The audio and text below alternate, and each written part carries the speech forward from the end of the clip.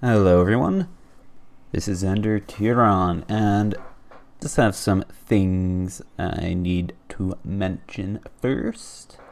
I'm gonna slow down a bit with my videos, especially when it comes to Wargame Redragon.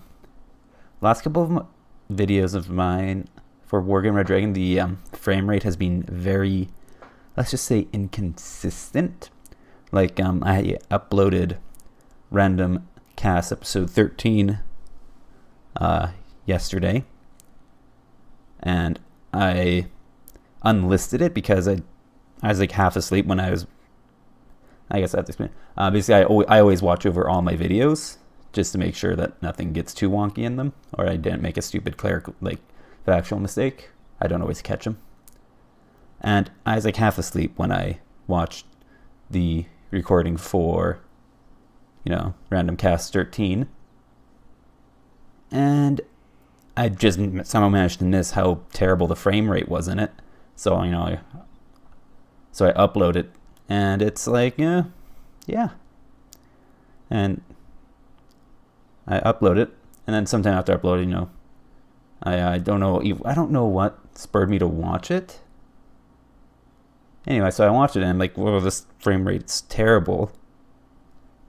And I unlisted the video. I'll probably put a link in the description so you guys can see it and just witness how terrible that frame rate is. And also, it's like the first last couple of videos, I just get these random, probably not random. There's probably a very specific reason for why the frame rate drops, but it's dropping, and I'm not overly fond of that. So yeah, I'm definitely going to be doing a lot of test recording just to see if I can get the frame rate back under control. So, the videos are actually watchable quality. And part of that's just, I've mentioned this in the past, and it should be fairly self-evident. My computer is not the greatest ever. It's really not that good. It's, I got it at Costco. It's a good deal. Part of it is because it came with a nice monitor. Also came with a wireless keyboard and mouse, but I don't use those. I have a Logitech keyboard and mouse that I use, but that's not relevant. Yeah, it's like my computer specs aren't that great. I'll probably throw them in the description, just so you guys can witness the awful low-endness of my computer. And anyway, as I was saying, so yeah, I've been doing some research to see, what kind of upgrades I need to bring it up to snuff. Within reason. I have to, like I said, it's an HP Hewlett and Packard, computer, and I'm not really using it for its intended purpose, making these videos. And yeah.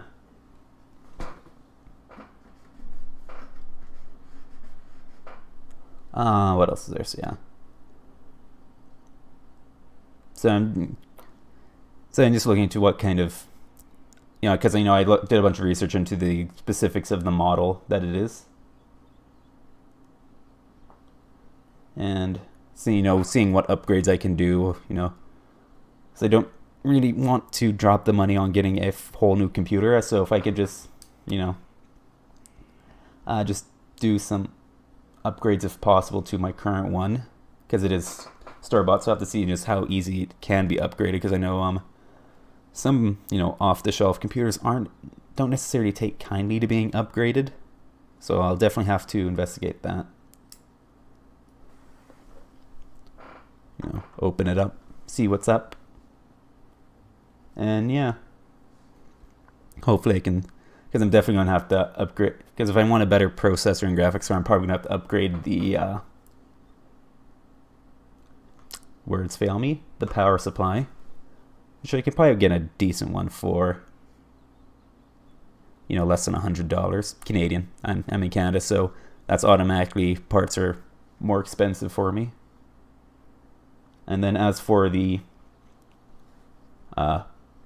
if I want a new processor, that is going to I'm going to be limited by my motherboard unless I want to replace my motherboard, but that's going to have other issues behind that.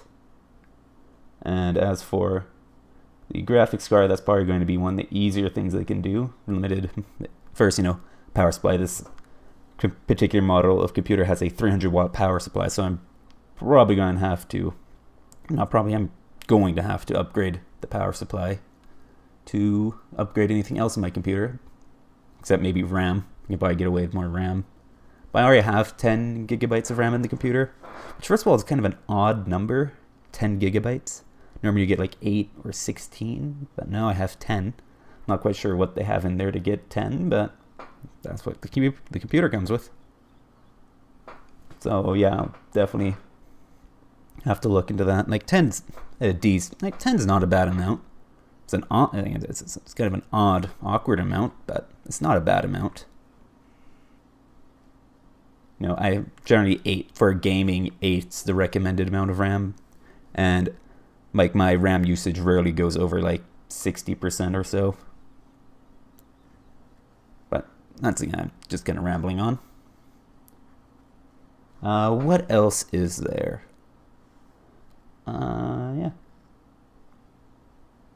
I should probably get on to the main focus of this video. So since I'm kind of iffy on recording actual gameplay for Wargame Red Dragon, I decided to do make a video on something I kind of talk about every now and then, and it's kind of an expansion on when I do my deck building videos. It's basically going to be when I'm building a deck, particularly for like for my 1v1 decks, what am I looking for in a deck that is multiplayer? There we go. So I'll create a new deck. It will be, I don't know, blue 4. I actually don't know who I want to do. Landjet, there we go. I'll build a Landjet deck. It'll just be a general deck, no era, or Cat A. Alright. So, comes to building a deck, there's a couple things. Let's just start with logistics. Generally I do 2 cards of command, so I have been doing 3 lately. And typically I do command infantry. Those guys are nice. They're low availability, but they're probably survivability for them is just one of those things. Like they're infantry, so they are immune to cluster munitions, which are one of the preferred ways of sniping CVs. They're immune to that, and you can very easily hide them in a forest or tree line or in buildings, which even further increases their survivability. That's what's nice about command infantry. So yeah, I'll get some of these in a Fuchs. Now the other popular choice for command vehicles are Jeeps, like the Altis here. These guys are nice, they're cheap and they're plentiful, especially the slightly more expensive Jeeps, because you have the 100-point Jeeps, like this one here, which are, cheap and cheerful, 100 point. They're fragile. They have, they're wheeled, so they have the fast on-road speed. Though off-road, they're kind of slow. That's why I like the more expensive ones, just because they are faster off-road. That's also what I like about I should say first. These things are all universally pretty fragile, no armor, 5 HP. That's what's nice about the US decks now with the Humvee buffs. Now you can get a 110 point command Jeep basically, but it has 10 HP, which does make it a little bit more survivable, especially against the mortar fire that they tend to receive. So anyway, take these. I'm not overly fond of the the 1 armor CVs. I find that they're just, because 1 armor doesn't give you a lot of survivability, and the driver is sticking out at the bottom. Like, oh my god, that is distracting. You can see his legs down there. I always forget about that. It's like, is he holding on to the suspension? That's just so distracting. How do you Eugene, please. Anyway, back on topic. So yeah, they're just one armor basically how part of this has to do with how the armor versus damage system works. Zero armor takes double damage from AP and explosive. So if something with zero armor takes a hit from something with 1 AP, it will take 2 damage. Same goes if it gets hit by 1 high HE damage, it takes 2 damage, or loses 2 HP. With one armor, when you have a 1 armor value, what it does is 2 things. First of all, it reduces the effectivity of small infantry, small arms fire, and aside from that, it takes 1-to-1 damage from AP and HE.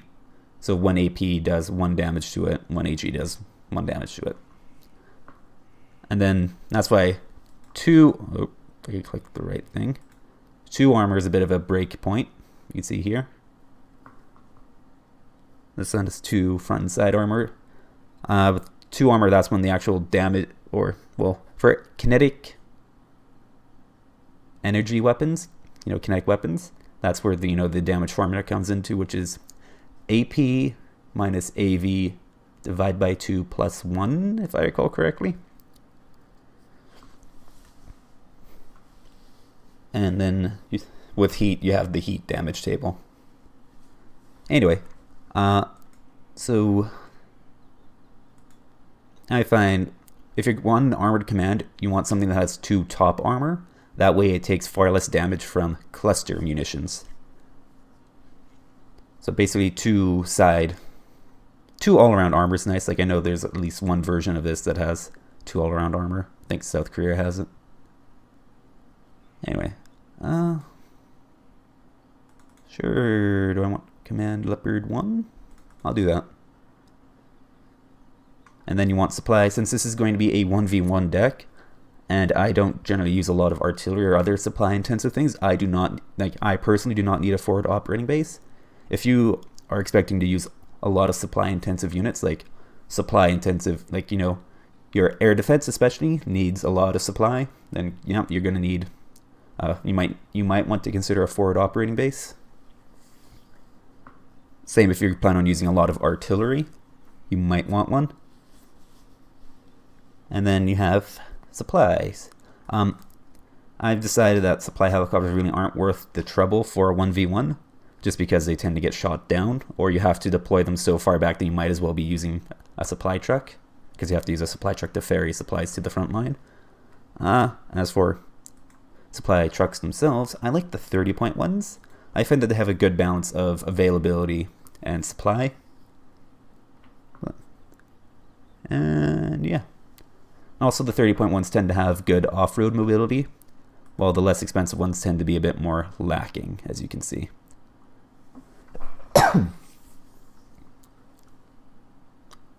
And as for number of supplies, like I said, I tend not to be too supply intensive with my decks, so I can generally get away with only going with 1 supply, or 1 card of supply trucks. If you want, you can take 2 cards, which is, that's, if you're doing a 5 cards in your logistics tab, that's going to be 10 points, so it only leaves you 45 to work with. Otherwise, if you want, if you don't intend to, or if you're not expecting, or you're very good with keeping your commands alive and you do not expect a lot of attrition on your commands, you can definitely drop a command for a supply card. I lose commands pretty easily. I'm terrible at that. Alright, and then you have infantry. Now when it comes to infantry, you have a few different choices. So you have, say, commandos. You have guys like the FKP or Fallschirmjäger.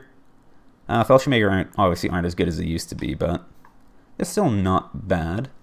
I like to take these guys in fast transports, wheeled preferably. So something like the TPZ or TPZ Fuchs, whatever that means, like the Truppenpanzer. I don't know. I don't speak German. All right, and then especially when it comes to infantry, you have the the debate between up vetting, 7 elite or down vetting 9 at veteran. I typically down vet, especially when it comes to infantry, because I'm not very good at keeping my infantry alive. You know, I'm not the greatest player ever. One general piece of advice that people give is up vet your infantry, and if you find, or your units in general, if you find that you're running low on them, then you want to down vet. I find that I always run low on infantry, so I always down vet them. That. So I always start with, you know, my elite infantry. After that, you have your commandos. Now, Landjut is not exactly a great deck to begin with, mostly because it doesn't have a lot of great wield choices. That's one of the reasons I'd say. Same with Dutch-German coalition, among other things. They're not exactly the greatest coalitions ever, but I digress. Anyway, so especially since this is a general deck, you do have to be very specific with your choices of infantry. So I'm going to look at some shock. So for shock in Landjut, you have two choices. You have Liftgarden, you know, battle rifle, Carl Gustav M2, LMG3, and Liftgarden 85, who have the Carl Gustav M3, but they do pay 5 points for it, so you want to keep that in mind.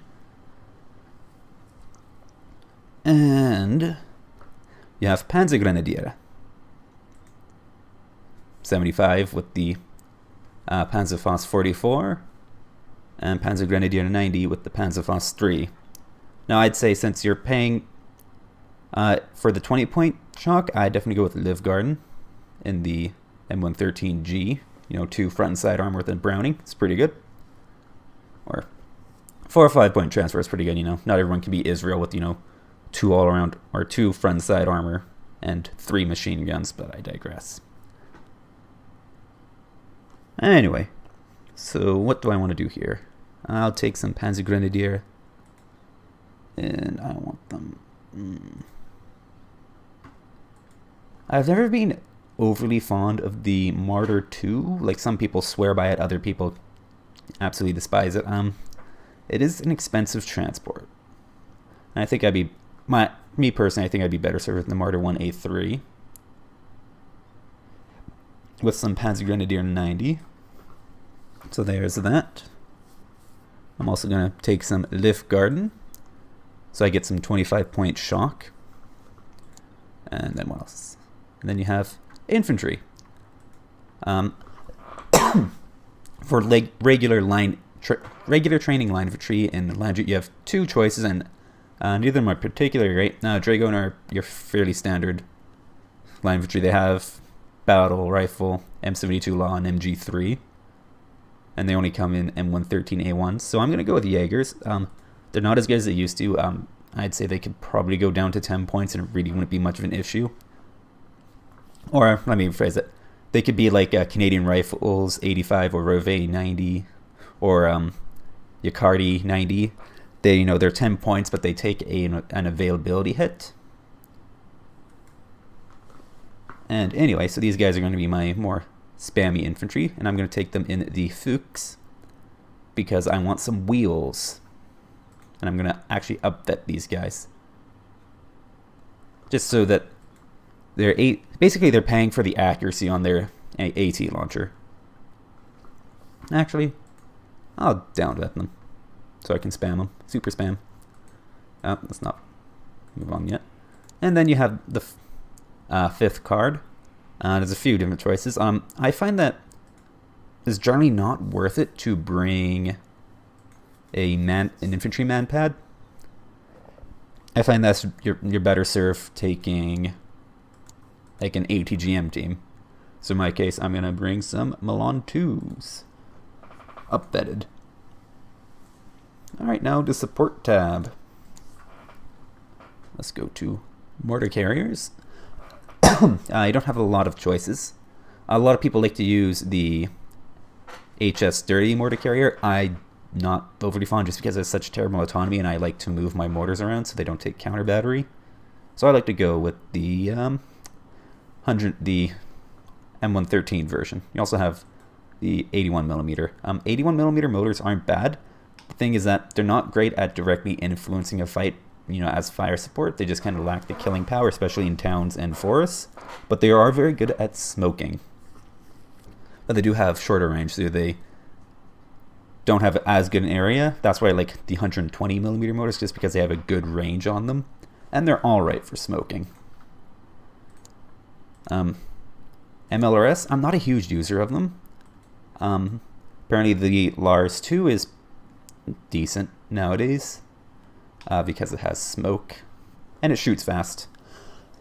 How this one works is it has 2 salvos. It shoots half of them, and then if you want, you can shoot the other half at a later point. You have the Mars, which is just a cluster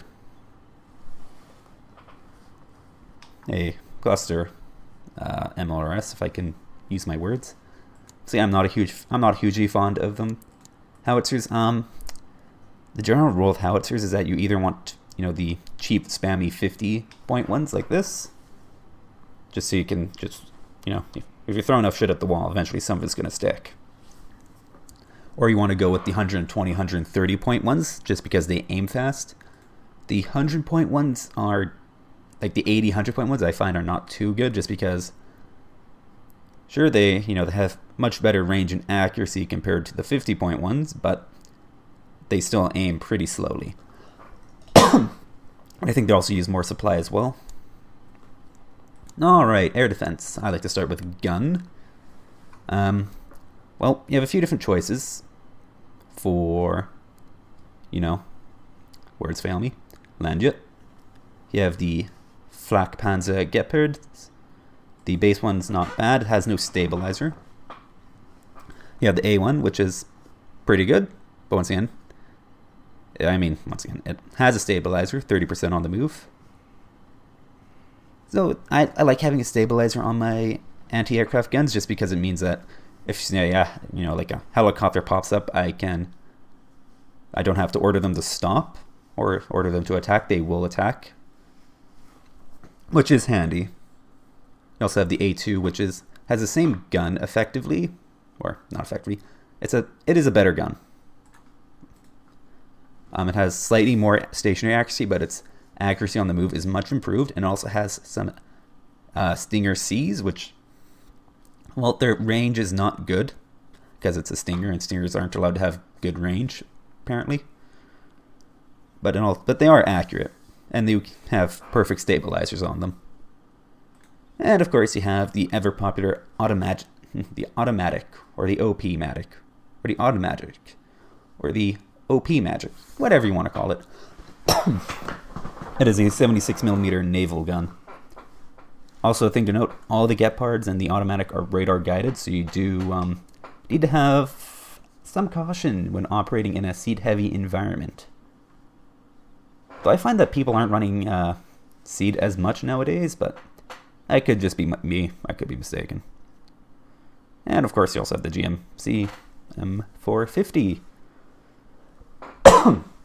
I'm sure if you were to catch out some helicopters with a bunch of these, they could do something. You can use them for flank security, I guess. Anyway, what am I going to do? I'll do that. I'll bring those two. And now you have missile. You have a couple of choices here. You have the wheeled Roland 3, which is fast, but it's unarmored. Or you have the tracked Roland 3, which has some armor, not a lot. It's not meant to be taking hits. It does help a little bit against, mortar fire and artillery fire. And the Roland missile itself is not bad. So, like I said, it's not bad. It's general purpose, 2.8 kilometer helicopter, 3.5 kilometer airplane. It works against both targets. It's not specialized against either type. However, it is radar guided, which is something you have to keep in mind. And also, the thing to remember with the Roland system is that it can only fire 2 missiles before it has to reload, and the reload on this thing takes 10 seconds. So you either need to pair the Roland with another system, let's say like another Roland, or you have to pair it with you know, an ASF, or, you know, just it has to work in conjunction with something. You generally can't rely on just a single Roland 3 to defend a sector against air attack. You also have the Roland 2. It's pretty I find. Just has less range and HE power. Alright, and you also have, let's not forget Denmark's. You have a base Hawk, which is pretty junk. You have an iHawk, which is pretty meh. And you have the EOTS iHawk. What does EOTS mean? Electro-optical tracking system or targeting system. Something like that. I'm not an expert. Basically, it's a Hawk without radar. It was the original non-radar AA piece in the game. Besides that, so it's basically an iHawk that costs 15 points more and has no radar. Besides that, it's the same old Hawk that we all know and love. It's arguably not that much better than a Roland 3, or even worse, just because of the kind of... First of all, it's less accurate. It does have better standoff range against planes, but it's debatable how useful it is. So I think I'm just going to take 2 cards of Roland 3. Up-betted. There we go. Tanks. All these lovely tanks. Alright. So, when it comes to tanks, you have in Landry at least, you have a few different choices. And first of all, I'll start off. Basically, every coalition has a super heavy of some description. This is generally 106. They cost usually at least 160 points. The most expensive ones are 180 points, and that'd be the Abrams and the Makava 3B Baz or whatever. 3D Baz. The 180 point Makava. Anyway, this is the Leopard 2A5. It's pretty vanilla. 22 front armor, 9 side, 4 back, 3 top, 70% accuracy, 65% of the move, 23 AP, 9 rounds a minute. It's not the most flavorful super heavy ever, but it gets the job done. The thing to note with super heavy is when you bring one of these out, your opponent will probably do everything in their power to kill it. That means is when you buy a super heavy, you're not just buying the super heavy, you're also buying the means through which you support their super heavy. During that means you want a mortar carrier. That's something you need. That way you can smoke, you can block line of sight on ATGMs and ATGM planes that will almost inevitably be coming for you. That's the big thing. You're also going to want air defense to defend against helicopters and airplanes. And you're going to want some sort of recon so you can detect threats for your super heavy and find targets for it, so they don't have to rely on themselves to find targets. And yeah, after that, I like to have generally a tank in the 120 point range, so in this case it'll be the Leopard 2A4. It's not a bad tank, it's not great. The 19 AP power is a bit of a letdown in a lot of situations, because a lot of tanks around this price have 20 armor. So that means that the Leopard 2A4 actually has to get a bit closer to the enemy in order to attack it, or to damage it. Alright, so let's get this guy. After that, I like having an 80 point tank.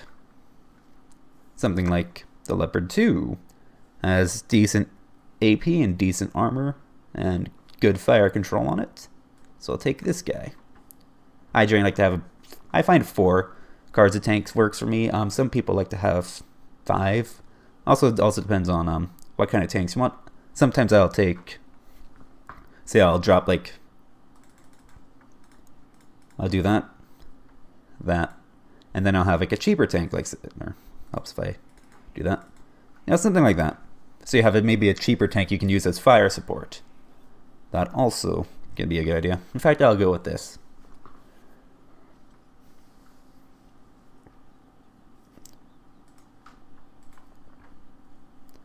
Are they functionally identical?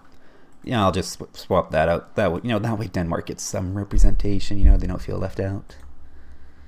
All right, and now we have recon. I like having some variety of recon helicopter. In land, you don't have a lot of good choices. So the PA-2 Tiger or PH-2 Tiger, I'm not overly fond with. It's very much a general purpose helicopter. Stinger C, so it can attack helicopters, except it has stingers, so it's has terrible range. Or not terrible, just doesn't have very good range. It has snebs, but it only has 22 of them, so it can't really, engage infantry and light armor very well. And also has hot 2s, but only has 4 of them, so it can't really kill a lot with them. And that's my issues with the Tiger summed up. Scout Defender, it has rockets on it. It's a little bit faster than the bow. I'll go with this, that way I can rocket some things. Alright, and then I like to have some description of special forces just because they're handy for fighting.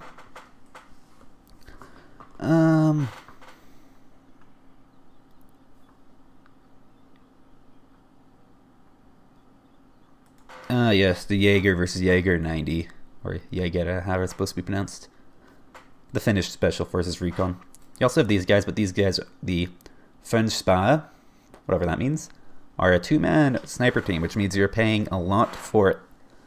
Basically, you're paying for exceptional stealth. These guys are incredibly fragile. Like, you can put them somewhere and, turn off all their weapons, and they'll be hidden, and the enemy basically won't find them unless they walk right up to them. And they're good for that. I'm not overly fond of that, just because you're paying 25 points for that, and you don't get a lot of them. So if you're going to be, taking it a low availability, infantry, you might as well take something that can defend itself. That's my opinion. Now these guys are just kind of awkward. I'll take the 90 in the Lynx. Or I can take them in the Jupiter. I'll try them in the Jupiter so they're a bit less expensive. And then you have just regular infantry. Only thing you have in Landjut are 5-men teams. You have BGS and you have Spjern?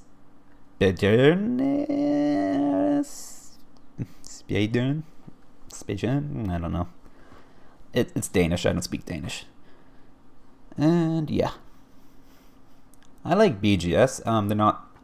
They are militia, so they're very slow, 15 kilometers an hour on foot, but they have good stealth and they have very good optics, which means that they're just a cheap pair of optics you can spread about anywhere you want. So I'm going to take these guys. I'm going to take them in a Fuchs, that way they have some mobility. Alright, and then you have vehicle recon. I have a few choices here. I myself am partial to the Recon Leopard. I like having, recon tanks. You have a few other choices. You have something like the Lux or the Lux A1. Lux A1 is a very good optics vehicle, so that's something to keep in mind. And the Wildcat. I like the Wildcat.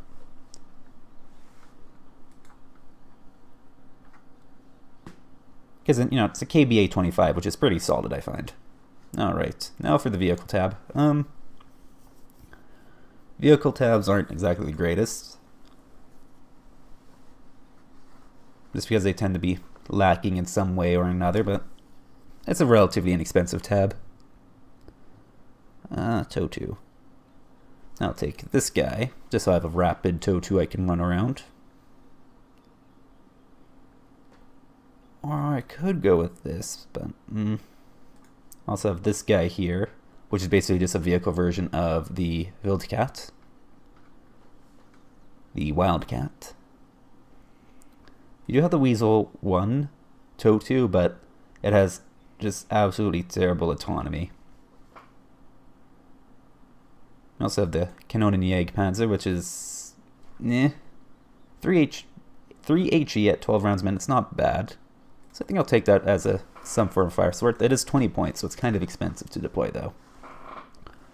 You also do have the Martyr VT S1, which is, it's an interesting choice.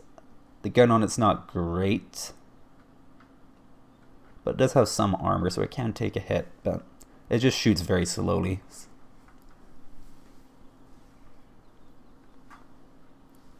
And anything else worth looking at? I don't think I'll do it there. Alright.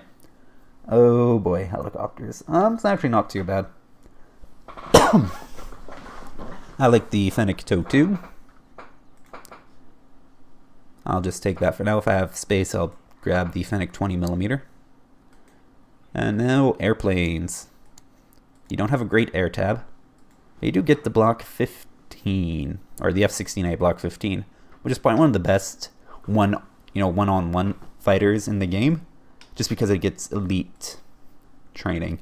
But the thing to remember with this is that it only carries, 2 Sparrows and 2 Sidewinders. So it goes after one plane and it's done. It will either evac Winchester or you have to evac it yourself. So I'll grab that. Seed, your seed choices aren't great. You just have the one ECR, which is a 1 per card deal. I'm not overly fond of 1 per card, but I like having seed in my deck. Alright. And now you have other things you can choose. Let's go with anti-tank, which your only choice is the F100D.